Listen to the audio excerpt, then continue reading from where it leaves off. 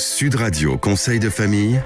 La chronique patrimoine avec Fee Investment Manager. Fee Investment Manager gère vos actifs financiers au plus près de vos objectifs. Bonsoir à tous, bonsoir Stéphane Moller. Bonsoir Olivier Delay. Fondateur et président de Via Wealth Management, qui l'ignore encore. Ce soir, on va répondre à Jacques Éclairé. Jacques, qui nous écoute à Toulon. Jacques, qui nous demande de lui expliquer ce qu'est, on en parle de plus en plus, une crypto-monnaie.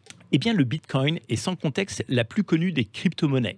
Tout le monde en a entendu parler. Pourtant, force est de constater que peu de gens savent ce qu'est réellement une crypto-monnaie. Alors, qu'est-ce qui les différencie des monnaies classiques? À quoi servent-elles? Et sur quoi, surtout, repose leur valeur? Les crypto-monnaies sont de l'argent privé, c'est-à-dire qu'elles ne sont pas émises par un gouvernement ou une instance monétaire classique, comme les banques centrales ou toute autre institution financière. Elles sont émises de façon décentralisée. Les monnaies virtuelles permettent de ne pas passer par le système bancaire actuel. Mais qui frappe monnaie? Eh bien, elles sont émises via une technologie blockchain. Elles sont protégées et gouvernées par un code sécurisé et par la cryptographie qui les rend inviolables.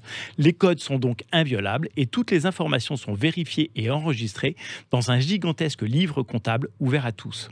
Les arnaques et fraudes en tout genre, nombreuses, qui sont liées aux crypto-monnaies, ne concernent pas les monnaies en elles-mêmes, mais les portefeuilles via lesquels elles sont détenues.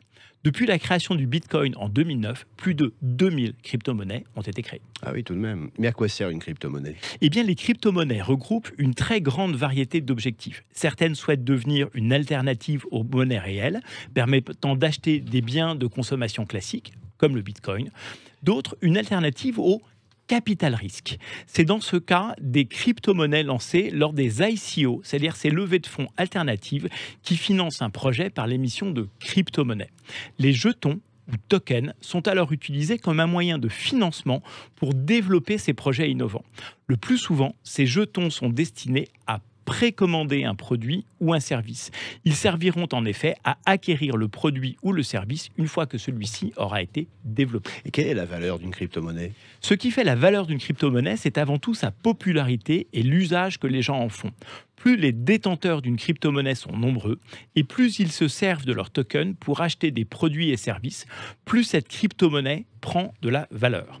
Les crypto-monnaies représentent des services de paiement très lucratifs portés par la croissance considérable du e-commerce qui pourrait peu à peu imposer ces devises virtuelles comme un véritable moyen de paiement universel. Comme les valeurs des crypto-monnaies sont intimement corrélées au nombre d'utilisateurs qui s'en servent, elles sont directement concernées par l'effet de réseau, une caractéristique qui bénéficie évidemment aux GAFAM. Attention, oui. L'usage et la détention de crypto-monnaies est très spéculative. Merci Stéphane, merci à Jacques pour cette très bonne question. À votre tour de poser la vôtre sur le blog de Conseil de famille, conseil au pluriel-2-famille.com. Chronique à retrouver en podcast sudradio.fr. Et nous on se retrouve demain. À demain Olivier. Et à demain.